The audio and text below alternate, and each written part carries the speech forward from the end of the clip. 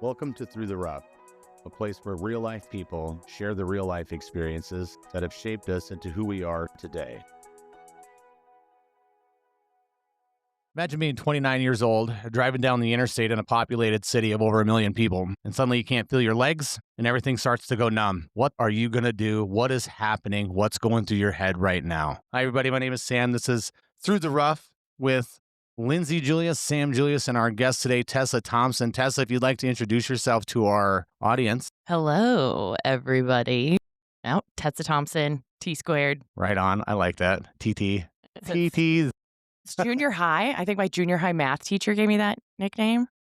Or female. It was a male. Shout out to Mr. Soyster, T squared. I was a mathlete. Lost it all. Athlete? Yeah. Like you could do all that crazy shit? Back in the day. Yeah. Nice. I know. Not anymore. Don't ask. I totally It's still can not because like- I use ChatGPT. Fuck the calculators. I go straight to ChatGPT. Let's get sophisticated. So that isn't like riding a bike then. No. No. You know what? Just in my experience, it might be different for other people, but if I were to try to do long division now, they've changed how you're supposed to do it for the Oh kids my like goodness. I've seen that. 50 times since I've grown up. I tried to help our son with some homework the other day, and I had to fucking Google it. I'm like, I don't even know what the fuck that means. I have no idea what a box thing means. I don't know what that means. Nope. No, I have no it's idea. weird. It's like, neither do I. I'm like, oh. Totally lost on me. But you Like- know what? It's fine. Yeah. I don't need it in my day-to-day No. currently. Reality, yeah, how much math, and now that you have a calculator All right. all so- the time. Yeah, right. So where we're at here, Tessa was out with a group of work colleagues, having a time of her life, and suddenly things went a little haywire that night. They called it a little early. Not much of a recollection of what was going on. Woke up the next morning, had to get her ass to work or wherever it was. Going to pick up my car. 'cause Yeah.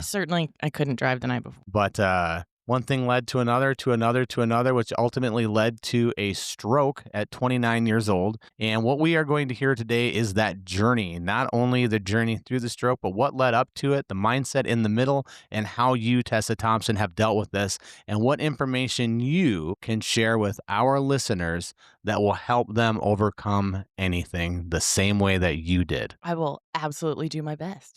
Well, let's get going.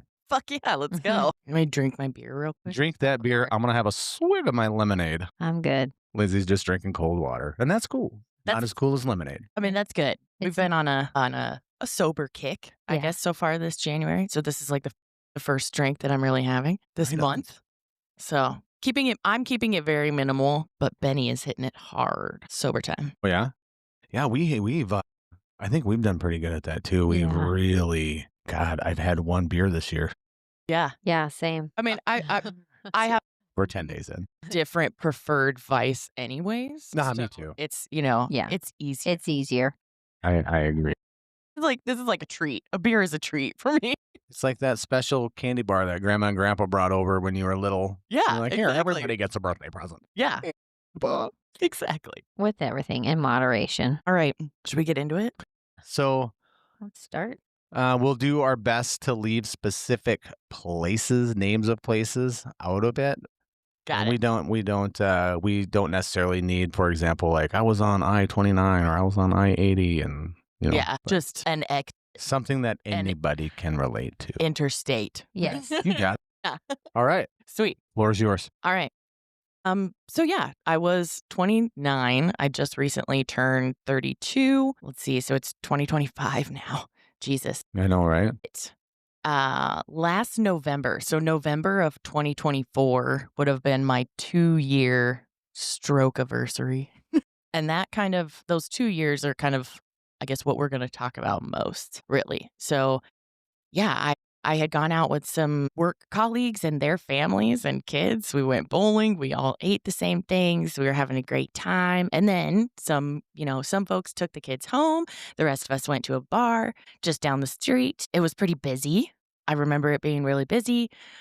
And I remember everything from the night super clearly up until this point. I even know that I ordered a gin and tonic with 2 lime wedges at the bar. Is this a Yes. bar that you frequented often? Oh, no. I had actually never been to this bar Okay. before. We just had one in mind, I think, a different one that we were going to go to that we had been to previously, but that one the whole place was shut down for a private event when we rolled up. So we're like, oh, okay, well, shit. So we just Googled the next nearest place, right? Right on.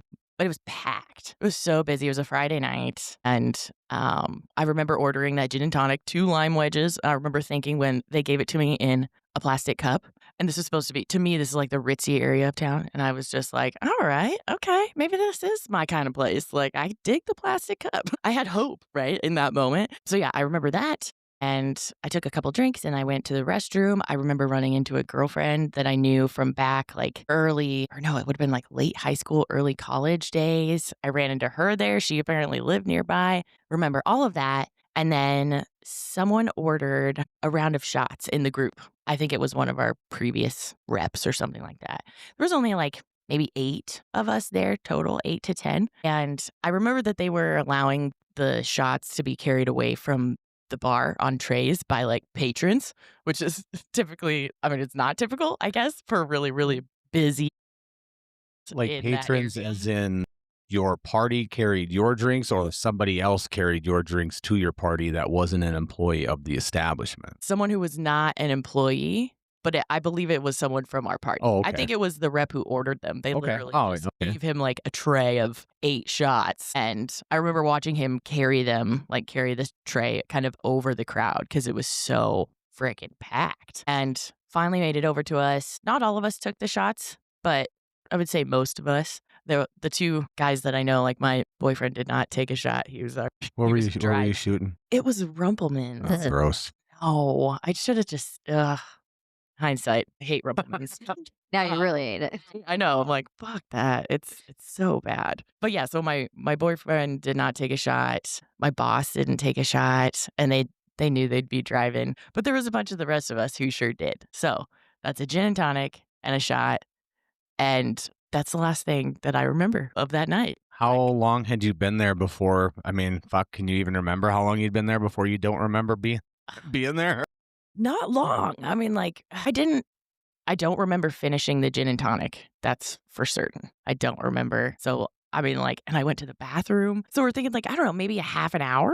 Did you start feeling weird? Like, did you feel anything instantly when you took the shot or anything? Not that I can remember. Not that I can remember. All I know is from what Benny told me and what other people told me. And there were 2 other women who were with us who experienced the same thing, just they didn't end up stroking out the next day. So at the time, nobody, like obviously that night and then even the next day, nobody realized what had happened. No, it actually took 2 days for us to put all the pieces together. Because, yeah, I didn't remember anything. Thank God that Benny had just had canned beverages, no liquor at all at this bar. And he said I got sick all over myself. Like I was totally out of sorts and very emotional. And I puked in the car, which like, and all over myself in the car, which even in my wildest college years, like I have never done that. I can usually hold it down. I don't think there are very many people who would like to admit that they've thrown up when they've been drinking, but I mean, No. once or twice But you know what? in my youth. Outside of the car, I Yeah. always made it to the destination and was able to hold it down until we got to the destination. So when he told me that, I was like, oh my God, what? I mean, that's not me. What happened? It was just, anyways, I'm getting a little bit ahead of myself. But so we made it home. Benny told me that I fell, I was stumbling, I puked in the yard. It was just a mess. I was so sick. And I remember none of this. It's completely black. And so the next morning, I woke up and I was laying on my stomach on our couch. And it occurred to me that I don't remember anything. I don't know how I got home. I don't know when we left. I don't remember. And so I started to panic. And I also at the same time was so ill. As soon as I woke up, it was like I had to vomit again. So I ran to the bathroom and continued to just puke. And I couldn't keep down water, ice chips, Pepto, nothing. It was like my body was trying to reject something. So I ran upstairs to Ben and started explaining to him like how sick I was and that I thought something was wrong. And he explained to me how he got me home and that I had been so sick and everything that had happened. And I was just a mess. I didn't remember anything. And I thought initially I thought it was all me. Like, I fucked up. I must have just drank too much, I guess. I don't, like, I just didn't think of anything outside of myself. The pieces weren't really fitting together, right? No, I Yeah. just thought, this is all my fault. Like, I must have done this to myself. And for the record, Ben is. Ben's my boyfriend. There we go. Ben's my boyfriend, my long-term boyfriend. That's Shout out right. to Benny. He's my partner in crime. Benny is the man. And Benny is. we're trauma bonded now, so he's stuck with me. Hey, man, if you're going to bond, why not trauma bond? All right. That shit's real deep. Deeper than you ever knew. Yeah.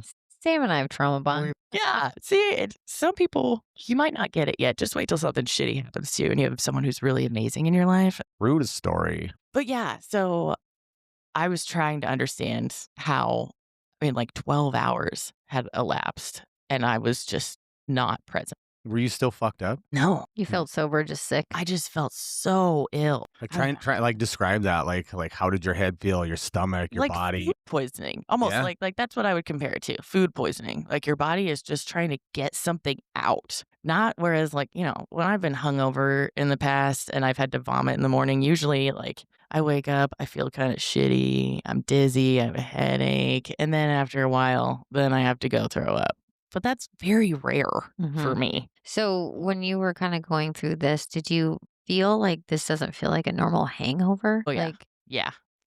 I definitely thought, I'm like, something is fucked up here. Something is wrong, but I don't know what it possibly could have been. I was out with my colleagues, with my boss, with my boyfriend, with these people that I've been close to, like in what we thought was like a very safe area of town. And at this point, now you think you made an ass out of yourself. Yeah. Oh, yeah. Now I'm just like, what the hell have I done? I have no memory, and yet I was crying and falling and puking. Like, what? I just felt horrible immediately. Did Ben say, when did you actually go unconscious? I mean, unconscious? It seems like it was right after that shot. But were you still awake when he took you home? Or were you? Yeah. Yeah? Yeah. Yeah. I was stumbling from what he said. Like, I was needing help to walk to the vehicle. And did he say that was about so long after you took the shot or after you had a drink or something? I think it had been like another hour before we actually left. So, I mean, in the grand scheme of things, that's pretty quick. An hour has passed and he's like, all right, we got to get out of here. Yeah, I Okay. think so. But he knew something was wrong. Mhm.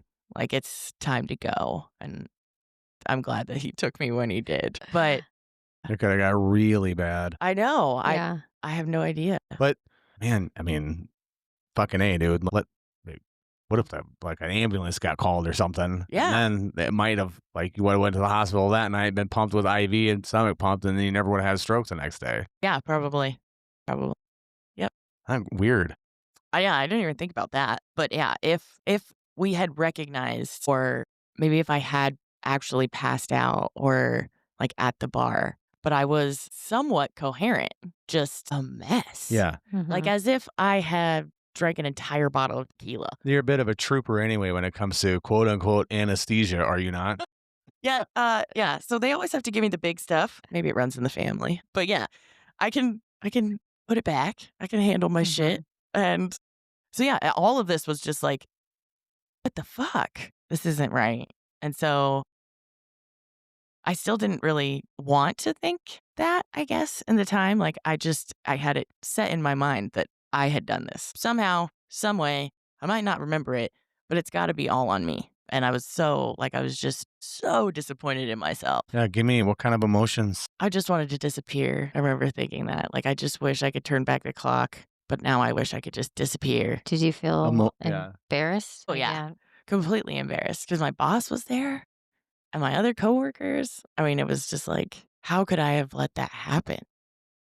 Usually, like, even if I do have some drinks, I'm usually really in control of myself. And it just didn't make sense. But yeah, I was humiliated. Luckily, I'm very close with my boss. So I knew I could just walk up to him and be like, I fucked up, if that was the case. And he would have listened. Knowing your boss, Yeah. he's seen some fucked up shit in his day. So Yeah. he'd be like, that's all right.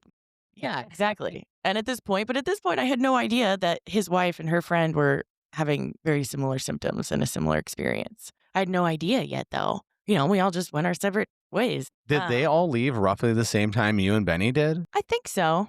Yeah. I think Did so. Ben, did he say anything about the other two women during that? Were they also acting weird or? Very emotional and just like we had drank far more than we Yeah. had. Yeah. And yeah, I mean, So those, you those all two were other kind of in gals. that same, well, perceived everyone was, basically emotional. Equally shit-faced on rumplements is what you guys thought. Yeah. Yeah. I mean, that's what the Or outsiders yeah, thought. that's what they thought. You guys didn't know what the fuck was going Like, on. after the Rumplemans shot myself and those two other women, there's no memory. To everybody else, it's like, Jesus Christ, what happened? What did they do? Yeah, I mean, the other two gals can hold their own as well, especially when your husband is the boss and this is a work outing and you're coming out with the family, you're coming to have a good time. With the intent of having a good time. It was not. Yeah, none of us wanted to get Structured, planned, organized. Everybody was careful. absolutely.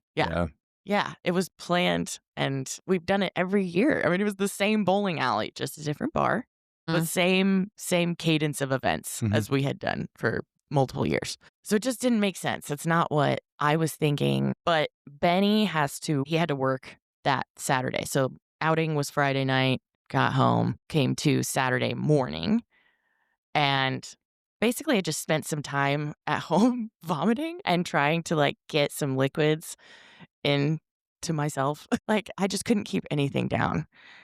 And it got to a point where we needed to go take me to get my car so that Benny could go to work because we had left my car at the bar the night before. So obviously I was in no state to drive home. So we trek out. It's about like a 45-minute drive from our place to where the bowling alley and the bar are. Now, in our area, 45 minutes is like 15 miles. Yeah, Yeah. right? Well, I guess, Roughly. well, it's 18 miles from our town to the metro. So, but that's all highway driving. So I don't know. So 25 miles, roughly. Okay, so about 25 miles. I'm from the country, so we talk in miles, and you city fuckers all talking minutes. We're covering all listen. I know. It's because we live in this what they call a 20-minute city. Yeah. Which I don't know if it is anymore. It's more like Depends on 25. what time of the day it is. It's more 25. Back when COVID was prevalent, it was about a 4-minute city. It was amazing. I loved it. No, if we're thinking of the benefits of that time, that's one of them. Oh, my God, definitely. right? I missed That. so much. I literally talked about that at work the other day. God, those were the days. But yeah, so yeah, I'm just riding with Ben, and I had to bring a plastic sack and some paper towels and like wet wipes because I could not stop. How many times had you thrown up in the morning now? Oh my God, I can't even tell you. Like, I probably puked at least a dozen times. No shit. It was like dry heaving. Yeah. I was gonna say at some point it's just going to be like yellow bile, isn't it? It's exactly what was going on. And I was just trying to like keep putting water into my belly so that it would kind of help. Yeah. But During that time, because obviously that's even you hungover, vomiting before. This is obsessive vomiting. Did you have any point in that morning, just like any moment of like, this is maybe more serious than I think it is? Or was it just still just trying to power through? yeah, I think there was a point where it started to get scarier. And Benny might have even asked, like, do we need to take you to the ER? Like, and I know I just said, no, because I was already a fucking burden. I had already puked all over his car and caused a scene the night before. So I didn't want to do anything else. Like, nope, you don't need to take me to the ER. I'll be fine. Like, I'll get through it one way or another. Probably should have gone. What lesson is there? So, yeah, probably should have listened to my body a little bit more and not just shrugged it off and tried to muscle through that one. But so we ended up driving. We're driving this 45-minute drive. I'm barfing. So the car smells bad. I feel like the worst piece of shit in the whole world. And we get to my car, and I could tell he was very hesitant. He was like, are you sure Yeah. you're going to be able to do this? And I looked at him. I'm like, we don't have any choice right now. You need to go to work. If I need to sit here and take a minute in my car, like, I will. And so he left, and I sat in my car for a few minutes, and made sure I didn't have like another bout of vomiting coming and took off. And so, yeah, it was by the time I got maybe like halfway, I was on the middle of the interstate, busy interstate. And all of a sudden, I started to lose feeling in my feet. But it was at first I was like, do I have a foot cramp? Like, what is happening? And I put my car in cruise, so I can't feel my feet. And I'm like, oh, no problem. I have cruise control. We'll just do that. So I'm mobbing at like 70 miles an hour. How long had you been actually driving before that happened? Oh, maybe about 15 minutes. Yeah. Yeah. So I made it a little ways, about 15, 20 minutes, I think. And it started in my feet and it kind of started to work its way up, Now you're describing just like losing control, numbness, as a result of. having a stroke. Okay. So yeah, I literally just started to feel it. And in the moment, I think it kind of slowed down for me, but realistically, it all happened very fast.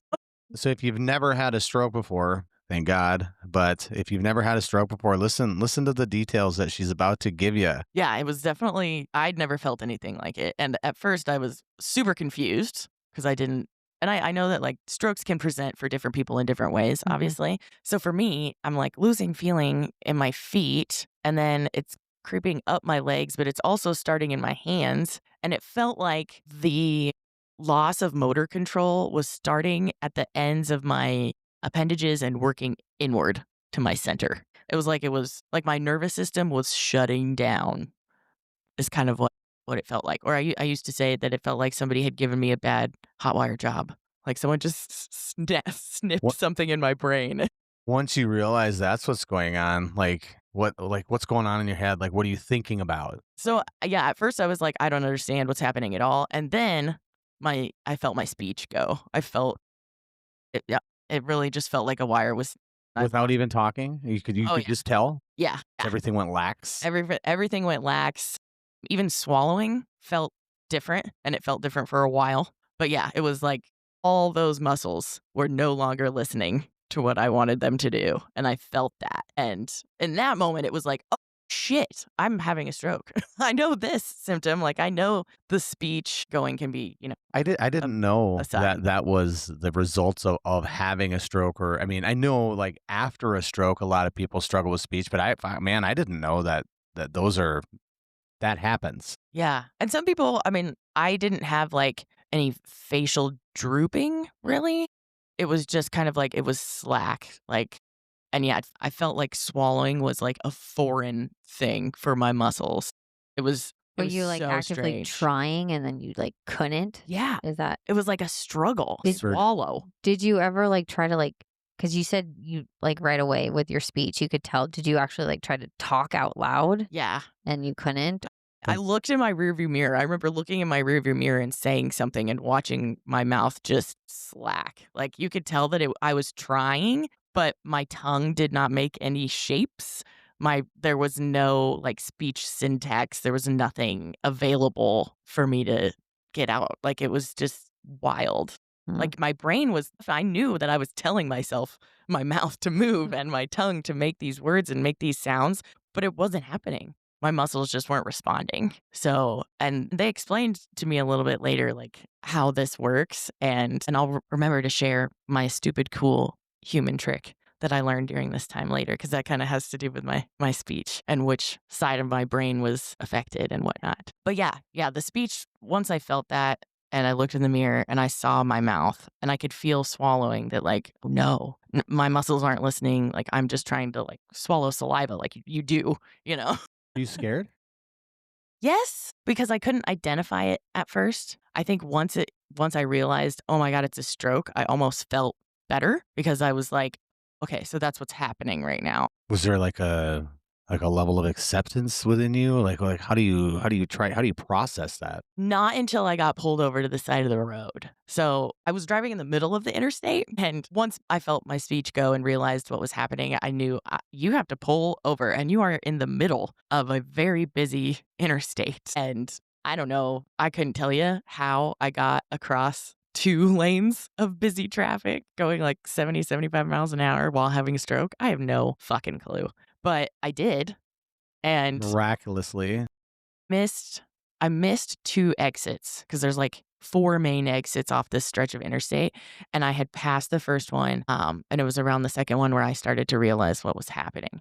And so I had 2 more. I knew I had 2 more opportunities to pull off, otherwise there wasn't gonna be a safe spot for quite a while. And so I missed my first 2 opportunities, and it was like, just send it. Like, cross the traffic. If they honk, fuck it. Someone will know that something's wrong. Maybe if I get in an accident, at least someone will be there and an ambulance will probably come. So those are the things that's going through my mind at this point. But I made it off to the side, onto the off ramp, and I just like literally threw my car into park. Poor Kia. I felt bad doing it. But my hands were like barely functional. Like it felt like they were nubs at this point. So I just kind of threw it into park. Still, did you have motion like from the shoulder to the elbow and forearm? Just like hands, no grip strength, nothing like that? Yeah, my hands were, they were like clenched into little pincher Yeah. type positions. It was really weird. But I could move, like from my shoulders, I could move my arm just enough to like put pressure forward on the shifter. So I should normally like, you push the button in and then you shift. There was none of that. It was just like a punch with a nub hand, and it slammed into park. Made all the I was like, shit, I know I'm not supposed to do this, but this is what we're doing. It's fine. This is where we're at. Yeah. So once I got pulled over and in park, then it was like, okay. At that you point, made it. you're facing the death of a potential traffic accident or the death of a fucking stroke. Which one, So we pick your got to handle poison. one thing at a time, right? Yeah. So we got off the side of the road. And in my mind, I'm like, fuck yeah, we won that one. All right, next. Yeah. So we have to handle this stroke thing that's happening right now. And how do we dial 911 when our hands are stuck in little nubby? And you can't talk to Hey Siri. And my speech is like, it honestly sounded like I was deaf. Like I was really trying to make the words. It wasn't coming out the way I wanted it to. Yeah. How did that, like, describe that? Like, what's going on in your head? Like, when you hear what's coming out and it's obviously not what's supposed to be coming out, what are you thinking? Oh, you're just frustrated as hell. Especially like when just moments before, like I could speak just fine. Did you, like, at any point feel like you could will it to work? No. No? Nope. Just accepted defeat? Yeah. Were you It scared? became pretty fucking clear. Yeah. It was that bad. Yeah. It was like there was no connection being made. Like I understood that like at that point, my brain and my mouth were not connected. It was not listening. And they were like 2 separate entities at that point. And so it's like, okay, I still have some connection because I can move like my shoulders, my large joints seem to be still somewhat functional. And my phone was connected to Bluetooth to my car, thank God. So I called 911 that way. But the first time I tried to dial it, I fucked it up. And Finger dialing, or how were you doing it? yeah, I was trying to use like my hand, like the little, my Your fingers, pinchers? a little nubby. I was just trying to dial 911. On the emergency page, I didn't try to unlock my phone or anything.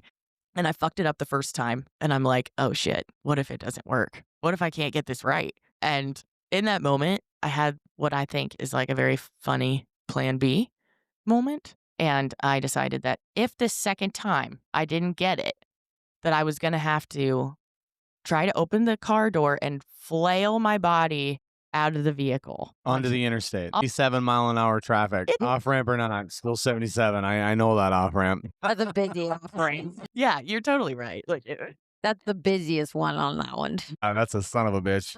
it's a hard stop, but we threw it into a hard stop that day. But yeah, that was my plan B. And I'm like, you know what? I bet I'll scare the fuck out of somebody, Ben. They'll stop. They'll stop and help me. I bet they will. They might be incredibly alarmed by a woman like just flailing, stroking out of her car. What the fuck would you think if you saw that? Would you stop? I'd be like, drunk ass, what the fuck's going on? Right? Like, what would you really think if you saw that? I would slow Like- down and try to inquire it, assess it as I'm driving by, and then see if okay, maybe, probably stop. Right? Like what? Situation. I have no idea how I would respond. I mean, I would hope that I would do the right thing, but at the same time, am I scared shitless? What's going on? How am I going to get involved in something? Yeah. But we're in the Midwest. Fuck these guys. Yeah, I'll stop. You're right. I know. I think if I could make myself look enough like this is a medical emergency. I don't know. Put on my most desperate Face. numb. Couldn't really put on a face at that point. Maybe they could see it in my eyes. Blink 3 times if you're in distress. Maybe you can kind of bring your arms and try universal choking. Maybe that's what. Oh, that's a good But thing the- for next time I stroke out. I'm gonna pretend I'm choking. Next time. They can't, yes. Yeah. Yes. I've been told that now that I've had one, I'm at a higher risk for more. But I'm Yeah. also very young still, and this was due to an external source. Yeah. I'll be careful. Thank you for listening. Don't forget to stop by throughtherough.net to check out our latest episodes, merchandise, and hit that donation tab to keep content coming. See you again next week.